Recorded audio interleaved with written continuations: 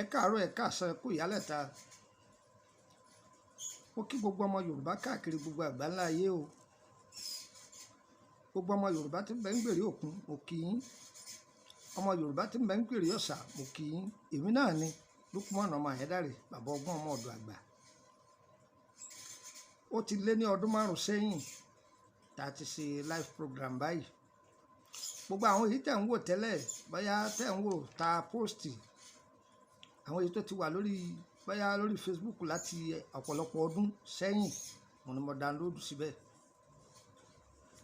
Tó àtúntí wá padà síbẹ̀ lónìí rẹ̀ butu báyìí. Ọyẹ wá nǹkan kan fìdílé tàbí kẹ fìdílé nǹkan, ẹ jẹ́ ká fẹnu mẹ́nu, ẹ jẹ́ àfẹ̀tẹ̀mẹ́tè ká wá sẹ́nu bẹ́ńgá. Ẹ yá mi létí ìtọ̀tún yín kẹ fi tò sílẹ̀. Èmi ọmọ yín náà ní Lukman ọmọ Ayédáre lẹ́ẹ̀kan sí o, bàbá ọgbọ́n ọmọ ọ̀dọ̀ àgbà. Tẹ́nìkan bá ní ọmọ ọ̀dọ̀ àgbà lòun, tẹ́ ẹ bá ti gbọ́ Lukman ọmọ Ayédáre kì í ṣèmi. Ohun tẹ́ ẹ máa gbọ́ yẹn náà lẹ́ ń gbọ́ yìí o. Mo fẹ́ sọ̀rọ̀ fún wa nípa ọfà ara. Ọfà.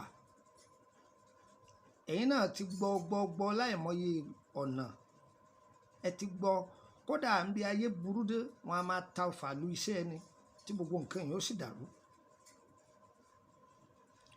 Ẹ gbọ́, ayé ò ní ta wá lọ́fà o. Ọfà tí wọ́n fi gbójú lọ́wọ́ ẹni ń bẹ, èyí tí wọ́n fi dání lórí rú ń bẹ.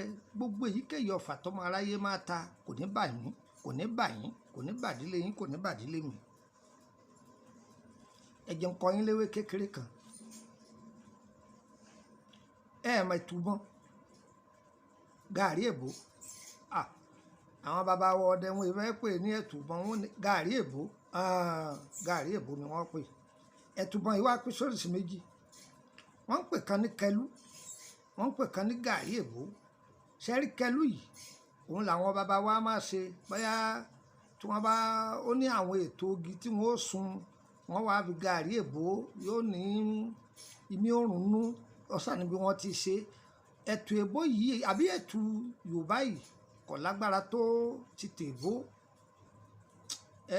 Ẹ wà pẹ̀lú mi. Tèbó yìí la wá fẹ́ lò. Ẹ wọ ẹjọ́ san díẹ̀. Ewé kan bẹ àwọn bàbá wa máa pè ní ewé kẹlẹ́rùgbẹ́rù.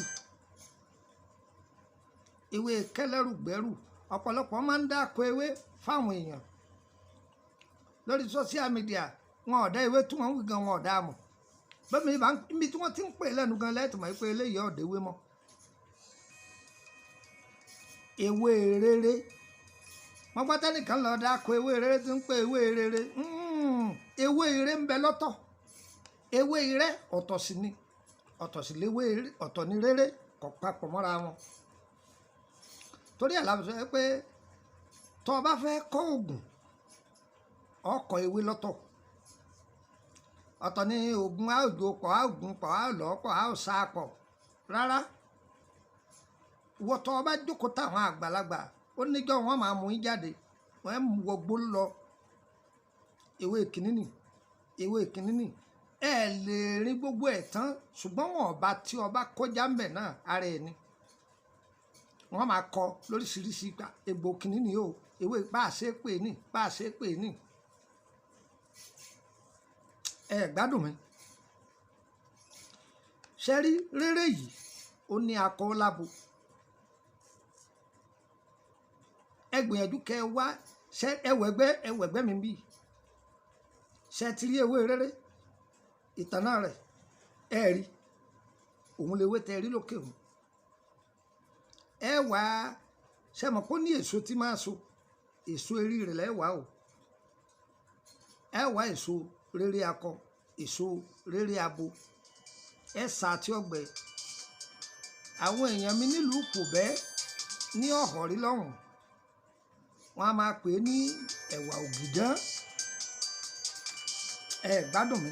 Àní wọ́n a máa pè ewé yìí ní ewé ẹ̀wà ògìdán. Ó ti yé àwọn ará Ìpòbẹ́ bí mo ṣe wí yìí. àwọn èèyàn mi ní họ̀rí ó ti yé wọn. Tẹ́ bá wá wá ewé kan náà ń bẹ àwọn bàbá wa ń pè ní ewé èkùyá.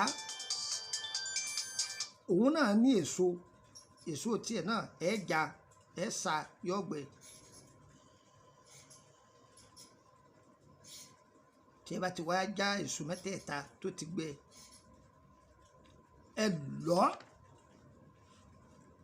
Tẹ́ bá ti wá lọ̀ tó kúnná dáadáa, ẹ wá wọ odidi atare kan, ẹ lọ̀ òun náà mọ́. Ẹ ti lọ gbogbo ẹ̀ papọ̀.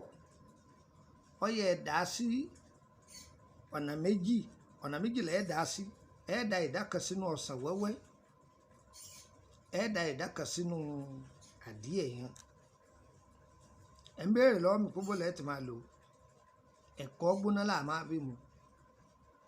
Tó bá jẹ́ pé o bá ní ọ̀sà, má wulẹ̀ dà sọ́sàn wẹ́wẹ́. Ọ̀gbọ́ tó bá ní anointing oil lè dà sí. Má fi mu ẹ̀kọ́ gbígbóná. Ní agbára Ọlọ́run ọba tó lẹ̀mí mi tó lẹ̀mí yín, Ọlọ́run yóò dáwọ́lé yín.